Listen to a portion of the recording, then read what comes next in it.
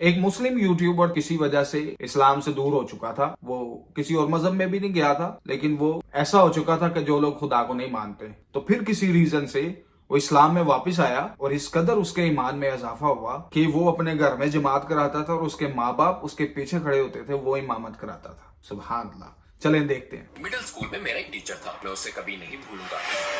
میرے لیے اپنی معلومات کے مطابق یہ ذہین ترین شخص تھا. اس نے 12 سال کے بچوں سے پوچھنا شروع کیا, مجھے ثابت کر کے بتاؤ کہ خدا کیوں حقیقی ہے. تو میں نے سمجھ لیا کہ شاید خدا حقیقی نہیں ہے. یہ خیال کہانی جیسا بہت بڑا جھوٹ ہو سکتا ہے تاکہ لوگ بہت برے کاموں کے قریب نہ جائیں. وہ سن دیکھے ایمان کو بس اندھا دھند مانتے ہیں. تو میں نے گویا صرف اسلام نہیں بلکہ سارے مذاہب کا انکار شروع کر دیا, اور میں اپنی جوانی میں تھوڑا بہت اگنوسٹک بن گیا.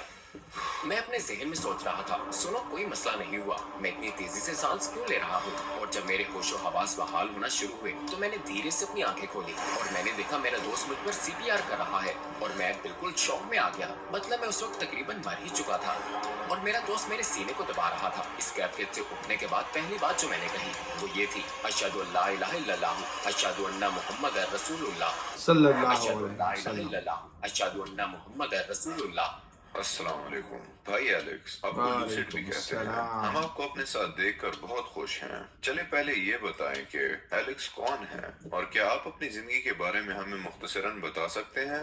وعلیکم السلام. ایلیکس ایک 21 سالہ یوٹیوبر ہے. یوٹیوب ویڈیوز بنانا بچپن سے ہی میرا خواب تھا, اور میں سوچنے پر مجبور کرنے والے کنٹینٹ پر ویڈیوز پوسٹ کرتا ہوں. میں نے یوٹیوب ویڈیوز جو بنانا شروع کی جیسے یہ میری فل ٹائم جاب ہو. حالانکہ میں اس سے تقریباً کچھ بھی نہیں کما رہا تھا, یہاں تک کہ شاید 1 یا 2 سال بعد میں نے کالج چھوڑ دیا, اور اب میں پوری دنیا میں سفر کر رہا ہوں یہاں آنے اور یوٹیوب ویڈیوز ریکارڈ کرنے کے لیے. 16 گھنٹے کی فلائٹ, الحمدللہ.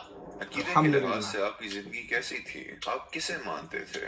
میں اس وقت ایک سوشل مسلمان تھا. میں اسے یہی نام دوں گا. سوشل اسلام کو فالو کرنے کا مطلب ہے کہ آپ اصل کتاب نہیں پڑھتے, آپ اصل پیغمبر صلی اللہ علیہ وسلم کو فالو نہیں کرتے, آپ بس دوسروں کے کاموں کو فالو کرتے ہیں. آپ مسلمانوں کو فالو کر رہے ہوتے ہیں, آپ قطار کے آخری مسلمان کی طرح ہوتے ہیں. اور میں طویل عرصے تک ایسا ہی رہا. میں اس لیے روزہ رکھتا تھا کیونکہ سارے دوست, فیملی, کزنز اور میرے آس پاس ہر کوئی روزہ رکھ رہا ہوتا تھا, اور میں نماز صرف اس لیے پڑھتا تھا کہ میرے آس پاس ہر کوئی نماز پڑھ رہا ہوتا تھا. لیکن مجھے حقیقت نہیں معلوم تھی کہ میں کیوں پڑھ رہا ہوں, یا میں کن فائدوں کے لیے روزہ رکھ رہا ہوں, یا خدا نے اسے رکھنے کا کیوں کہا ہے. میں بس وہی کرتا جو میرے ارد گرد کے لوگ کر رہے ہوتے. میں نے پڑھ کر نہیں بلکہ صرف دیکھ کر فالو کیا, اور یہ سب سے بڑی غلطی تھی. میں ہمیشہ اس طرح کی چیزوں کے ساتھ بڑا ہوا. اگر چپل الٹی پڑی ہے تو یہ خدا کی طرف مڑی ہوئی ہے, استغفر اللہ. یہ تو جیسے یہ کہنا ہوا کہ خدا صرف اوپر ہے اور خدا ان چپلوں کے نیچے نہیں دیکھ سکتا. تو اس طرح آپ خدا کو انتہائی محدود کر دیتے ہیں, توحید سے بالکل ہاتھ دھو بیٹھتے ہیں. آپ خدا کی تمام صفات کو یہ کہہ کر کھو دیتے ہیں کہ وہ صرف اوپر سے نیچے دیکھ سکتا ہے. یعنی اگر میں اپنی بیسمنٹ میں جا کر دروازہ بند کر لوں تو خدا مجھے گناہ کرتے ہوئے نہیں دیکھ سکتا. تو یہ تمام عقلی خامیاں مجھ میں موجود تھیں, اور یہ دنیا بھر کے بہت سے مسلمانوں میں بھی ہے, اور یہ چیز ہمیں سوشل مسلمان بناتی ہے. کون سے واقعات نے آپ کو اسلام چھوڑنے کے قریب کر دیا تھا؟ مجھے ایک اسلامی اسکول میں بھیجا گیا تھا تاکہ میں نماز پڑھنا اور عربی پڑھنا اور لکھنا سیکھ جاؤں. میں نے اس ترانی سے بڑی حد تک قبول نہیں کیا. وہ اس قسم کا اسکول تھا جو اسلام کو زبردستی آپ کے حلق میں اتار دیتا ہے, اور بہت زیادہ سخت تھا. میں اسکول جاتے ہوئے روزانہ صبح روتا تھا. شاید اپنے پری اسکول کے پہلے دن سے لے کر آخری دن تک ہر صبح میں آتا, اپنی ماں کے پیروں سے لپٹ جاتا کہ وہ مجھے چھوڑ کر نہ جائیں, کیونکہ میں ان سے دور رہنا اور اسکول نہیں جانا چاہتا تھا کیونکہ وہ بہت زیادہ سخت تھا. تو 4, 5 اور 6 سال کی عمر تک میں نے یہ محسوس کیا کہ میں کسی ایسی چیز کا حصہ نہیں بننا چاہتا جو اتنی خوفناک اور سخت ہو. میں جیسے سے دور ہونا شروع ہو گیا, اور اس طرح معاملات بالکل الٹ ہو گئے, اور میں کسی حد تک کچھ عرصے کے لیے ایگنوسٹک ایتھیسٹ بن گیا. مڈل اسکول میں میرا ایک ٹیچر تھا, میں اسے کبھی نہیں بھولوں گا. اس نے مسلمانوں اور عیسائیوں سے بھرے کلاس روم میں وضاحت کرتے ہوئے کہا کہ خدا حقیقی نہیں ہے, اس کا کوئی عملی ثبوت نہیں ہے کہ آپ میرے سامنے خدا کو ثابت کر سکیں, لہٰذا میں خدا پر ایمان رکھنا نہیں چاہتا. اور اس نے 12 سال کے بچوں سے پوچھنا شروع کیا, مجھے ثابت کر کے بتاؤ کہ خدا کیوں حقیقی ہے. ظاہر ہے ہم سب اس ٹاپک کا زیادہ علم نہیں رکھتے تھے. اب میں ثابت کر سکتا ہوں, لیکن اس وقت کوئی آئیڈیا نہیں تھا. تو میرے لیے ایسا تھا جیسے یہ میری معلومات کے مطابق ذہین ترین شخص ہے. تو میں نے سمجھ لیا کہ شاید خدا حقیقی نہیں ہے. یہ خیالی کہانی جیسا بہت بڑا جھوٹ ہو سکتا ہے تاکہ لوگ بہت برے کاموں کے قریب نہ جائیں. وہ اس اندھے کے ایمان کو بس اندھا دھند مانتے ہیں. اور اس بات کے ساتھ ساتھ ہائی اسکول کے پہلے سال میں نے محسوس کیا کہ یہ سب کچھ ساری مذہبی باتیں انسانوں کی بنائی ہوئی ہے تاکہ ہم پر کنٹرول رکھا جا سکے اور ہم غلط کاموں کی طرف نہ جائیں. اور یہ ہمارے اصل خالق کی بات نہیں ہے. اگر ہم بندروں کی اولاد ہیں جیسا کہ اسکول میں ہمیں پڑھایا جاتا ہے, اور اسکول کبھی غلط نہیں ہوتا, ہمیشہ صحیح بتاتا ہے. اگر 5 جمع 5 ہمیشہ 10 ہوتے ہیں تو پھر ہمیں یہ تصور بھی قبول کرنا چاہیے, ہاں شاید ہم پہلے کبھی بندر ہی تھے اور ہم آہستہ آہستہ انسانوں میں ڈھل گئے. اس لیے دنیا میں ہمارا کوئی مقصد نہیں ہے, کوئی رہنما اور کوئی خالق نہیں ہے. تو میں نے گویا صرف اسلام نہیں بلکہ سارے مذاہب کا انکار شروع کر دیا. اور میں اپنی نوجوانی میں تھوڑا بہت اگنوسٹک بن گیا۔ مذاہب کے انکار کے بعد آپ نے اطمینان محسوس کیا یا اعتراضات اٹھتے رہے؟ میں تھوڑی بہت ریسرچ کر رہا تھا اسلام سے دور رہ کر، تاکہ دیکھوں کہ واقعی کوئی خالق ہے یا نہیں جس نے ہمیں بنایا۔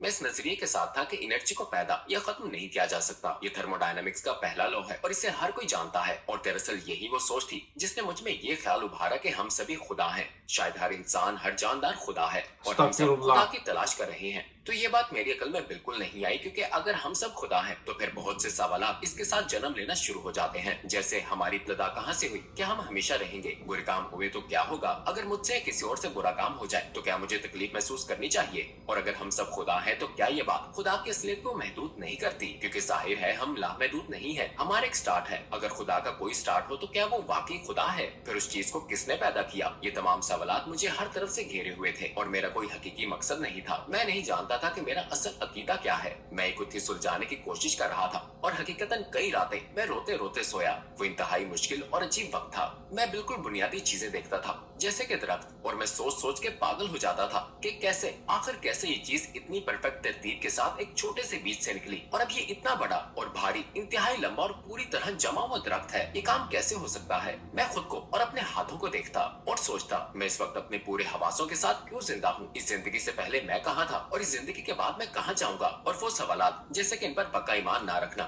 میری پوری زندگی کو بالکل غیر متوازن بنا گیا، اور میں بالکل نہیں جانتا تھا کہ اب میرے ساتھ کیا ہونے والا ہے۔ مجھے بالکل نہیں پتا تھا کہ اپنی اصل صورتحال سے کیسے نپٹوں، لیکن پھر جب میں نے تھرمو ڈائنامکس پر گہرائی سے غور کیا تو دوسرا لا بھی موجود ہے جس کے مطابق انٹروپی انرجی میں بڑھتی ہی رہے گی، یعنی بے ترتیبی بڑھنا جاری رہے گی۔ اس کا کیا مطلب ہے؟ مثلا فرض کریں اس کمرے کے رائٹ کارنر میں ایک چھوٹا سپیس ہیٹر رکھتا ہوں اور اسے 1 گھنٹے کے لیے چلا دیتا ہوں، پھر اسے بند کرتا ہوں۔ اس کمرے کے کونے میں حرارت ویسے ہی نہیں رہے گی، یہ اس پورے کمرے کے مکمل ٹیمپریچر پر اثر انداز ہو کر اسے بیلنس کرے گی۔ یہی انٹروپی ہے، یعنی حرارت کا گرم سے ٹھنڈی جگہ پر جانا۔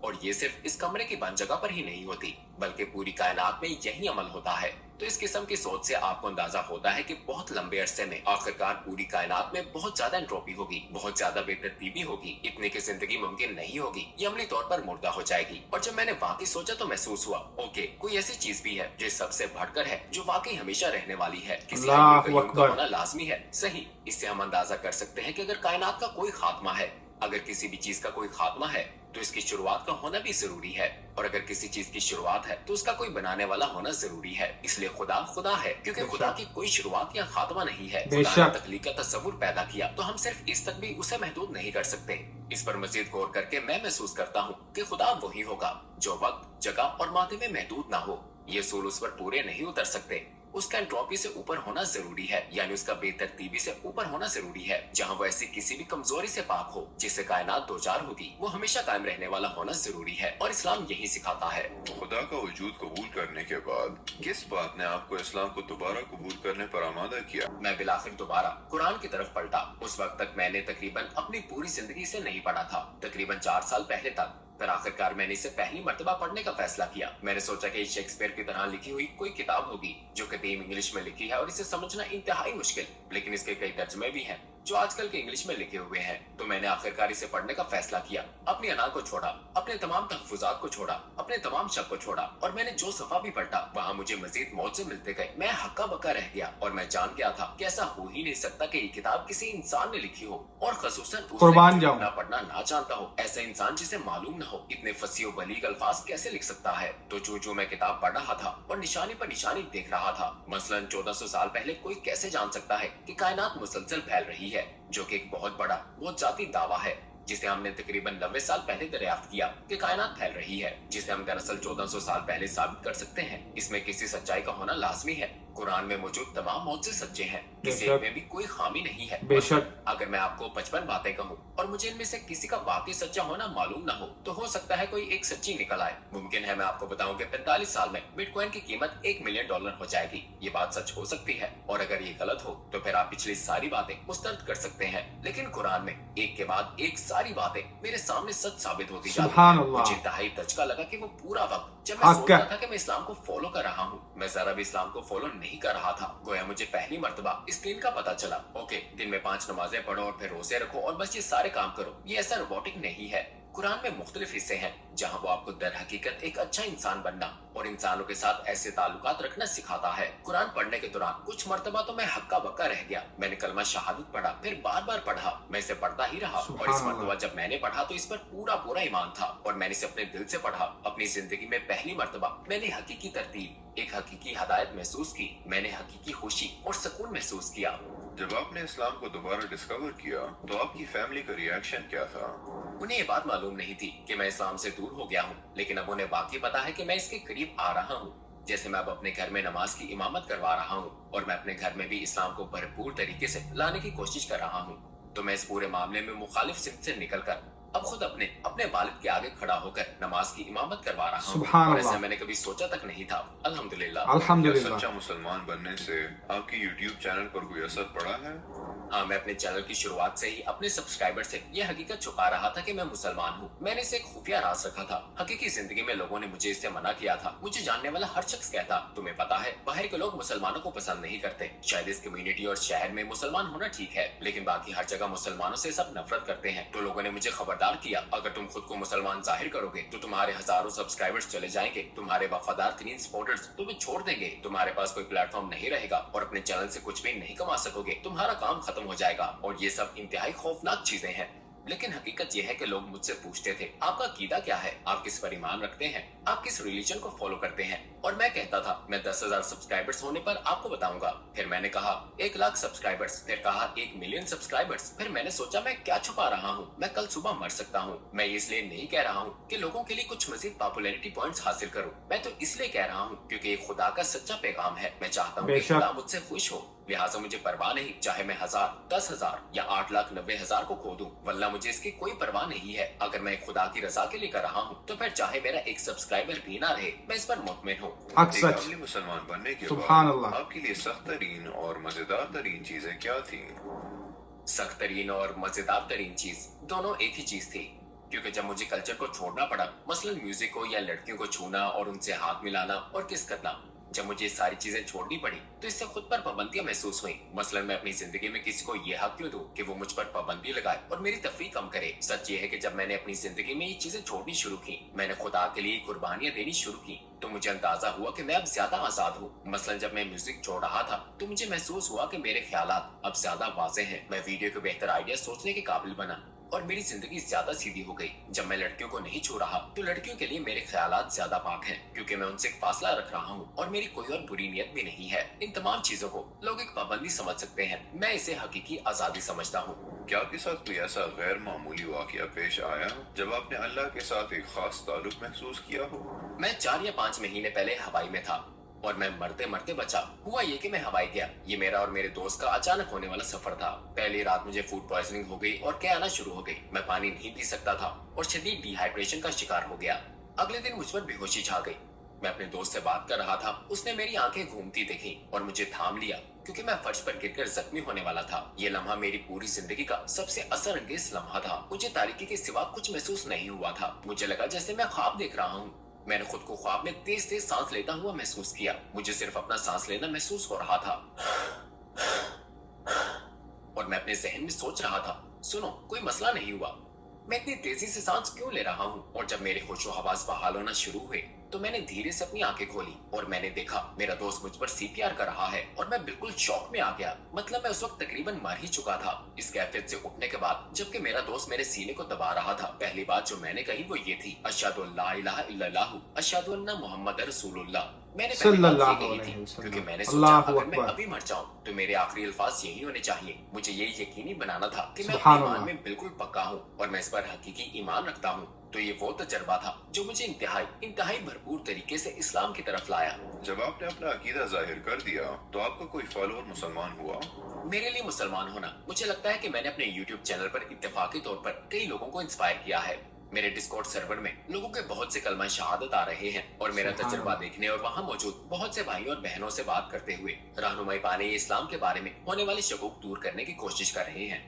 एक इस्लाम चैनल भी है, वहाँ मेरे डिस्कॉर्ड सर्वर में हर वक्त एक भाई या बहन ड्यूटी पर होते हैं जो उनके सवालात के जवाब दे सकते हैं। तो मुझे लगता है कि काफी लोग मुसलमान हुए हैं, जिसका मैंने भी मुशाहिदा किया है या जो अल्हम्दुलिल्लाह मैंने खुद लोगों को दिया है। खुद एक ज्यादा पक्का मुसलमान बनकर इससे ज्यादा खूबसूरत एहसास कोई नहीं हो सकता। बेशक। मेरा एक दोस्त डिस्कॉर्ड पर है जिसे मैं कुछ साल पहले मिला था। वो मेरा बहुत गहरा दोस्त है। उसने मुझे एक दिन फोन किया। उसने कहा एलेक्स, और मैं हैरान रह गया। असल में वो एक पक्का ईसाई था। उसने मुझे कॉल की। उसने कहा एलेक्स, मैं जानता हूँ कि इस्लाम सच्चा दीन है, अभी बेशक। फौरन ईमान लाता हूँ। मतलब मुझे क्या कहना चाहिए? मैंने कहा ओके, मेरे साथ दोहराओ, अशहदु ला इलाहा इल्लल्लाहु अशहदु अन्ना मुहम्मद रसूलुल्लाह। और वो उसमें मुसलमान हो गया। मैं हैरान रह गया। ये शब कदर के ही हफ्ते में हुआ और मैं दुआ मांगते हुए इंतहाई जज्बाती हो गया, बल्कि रो रहा था, क्योंकि मेरा दोस्त आज तक नहीं जानता कि उसने अपने इस जिंदगी और आखिरत की जिंदगी पर कितना बड़ा असर डाला है। शायद उसे नहीं मालूम। ये वाहिद बेहतरीन फैसला है जो उसने अपनी पूरी जिंदगी में किया होगा। इंशाल्लाह एक दिन वो ये वीडियो देख रहा होगा, तब उसे मालूम इंशाल्लाह। होगा कि उसने कितना खूबसूरत फैसला किया है। बेशक। और इंशाल्लाह मैं उसे उसके अमल और कलमा पढ़ने के सिले में जन्नत में देखूंगा। इंशाल्लाह।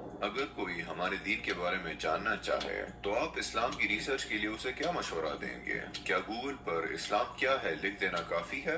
हाँ बिल्कुल। शेख गूगल वो शेख नहीं है जिससे आपको रहनुमाई लेनी चाहिए। अगर आपकी कोई लोकल मस्जिद हो तो आपको जरूर वहाँ जाना चाहिए। लेकिन सबसे अहम बात, वाहिद किताब जिसे हम यकीन के साथ शुरू से आखिर तक खुदा का सच्चा कलाम कह सकते हैं, वो कुरान है। बेशक। लिहाजा इस्लाम की तलाश वाहिद का किताब। तरीका खुदा की सच्ची किताब से इस्लाम को तलाश करना है। लिहाजा कुरान को पढ़ें। फिर आपके कोई सवालात हो और वो आप शेख गूगल से पूछें तो मिलने वाले हजारों मुख्तलिफ जवाबात आपको कंफ्यूज कर सकते हैं। लिहाजा अपनी लोकल मस्जिद में लोकल शेख तलाश करें और ऐसे शख्स से मिलने की कोशिश करें जिसका आपको पता हो कि उसके पास इल्म है। जैसे कुरान में है, जब कुछ पूछना हो तो इल्म वालों से पूछो, ठीक है? अगर आपको दुनिया भर के गैर मुसलमानों से बात करने का मौका मिले तो आप उनको क्या कहना चाहेंगे? अगर आपके पास सिर्फ 1 मिनट हो।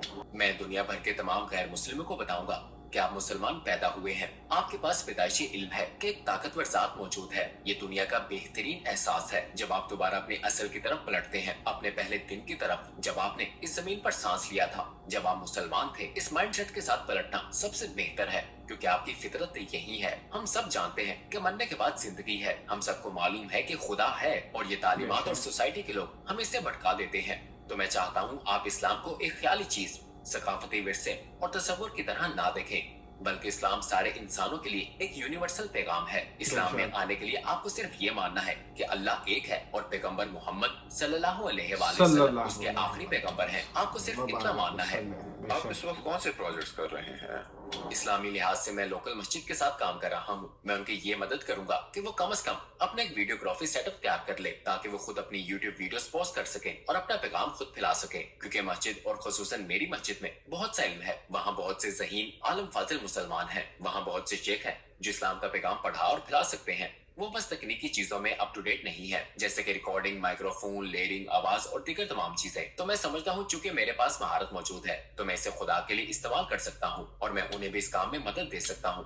आप अपने आखिरी कमेंट्स के तौर पर क्या कहना चाहेंगे? मेरा आखिरी कमेंट ये है कि मेरा मुसलमान होना मुझे यकीनन दूसरों से ज्यादा मजबूत इंसान बनाता है। ये मुझे हकीकी इंसान बनाता है। मैं ऐसे ऐसे काम कर रहा हूँ जिन्हें अपनी जिंदगी में करना मैंने कभी सोचा नहीं था। अपनी पूरी जिंदगी में मैं कभी 16 घंटे जहाज में ना बैठता और मुझे इसकी कुछ भी कीमत चुकानी पड़ती, लेकिन सिर्फ ये कि मैं ये काम अल्लाह के लिए कर रहा हूँ। अब मैं खुदा के लिए पूरी दुनिया में जा रहा हूँ। अगर मैं ये अपने लिए करता, अपने खुद गर्जाना मकासद के लिए, तो मैं अपनी जिंदगी में इतना आगे ना बढ़ पाता। लेकिन ये इल्म कि मैं आखिरत, लाफानी जिंदगी और अपने पैदा करने वाले के लिए ये काम कर रहा हूँ, मुझे एहसास देता है कि मैं कहीं ज्यादा कामयाब और मजबूत इंसान बन गया हूँ। मुझे ज्यादा चैलेंजेस का सामना हुआ है और मैं उन चैलेंजेस का सामना कर पाया हूँ, क्योंकि मैं ओवरऑल एक मजबूत मुसलमान बन गया हूँ। भाई एलेक्स, इस खूबसूरत इंटरव्यू के लिए आपका शुक्रिया। सुभान उम्मीद है मुस्तकबिल के प्रोजेक्ट्स के लिए आपसे मिलेंगे इंशाअल्लाह। इंशाअल्लाह। अस्सलाम वालेकुम। वालेकुम अस्सलाम। आप बहुत से लोग देखेंगे जो दूसरे मजाहिब से मुसलमान होते हैं, लेकिन आप ऐसे लोग नहीं देखेंगे जो इस्लाम से किसी दूसरे मजहब में जाते हैं। अगर आपको कोई चंद एक नजर आएंगे तो वो अपने किसी ना किसी जाती फायदे की वजह से गए होंगे। ये मैं क्यों कह रहा हूँ? क्योंकि आपने इसका एक अल्फाज सुना है, इसने कहा अल्लाह की वाहिद किताब कुरान है। लेकिन हम तो ये जानते हैं कि 4 आसमानी किताबें हैं, लेकिन जो पहली 3 है वो अभी नहीं है। बाइबल तो नहीं उतरी अल्लाह की तरफ से, आप जानते हैं क्या उतरी? तौरात उतरी है, जबूर उतरी है, इंजील उतरी है, तो वो किधर है? नहीं है वो। इसीलिए उसने कहा कि वाहिद जो किताब है वो कुरान है। कुरान के अंदर वो इल्म है कि इंसान के 14 तबक रोशन कर दे। कुरान जब लोग पढ़ते हैं तो उनको ऐसे ही लगता है कि जैसे वो हमारे ही बारे में बात कर रहे हैं। मेरी तो यही कोशिश है और दुआ है, सबकी यही होनी चाहिए कि जब मौत आए हम अल्लाह से राजी हों, अल्लाह हमसे राजी हो और ज़बान पे यही अल्फाज जारी हों, अशहदु अल्ला इलाहा इल्लल्लाह व अशहदु अन्ना मुहम्मदर रसूलुल्लाह। صلی اللہ علیہ وسلم.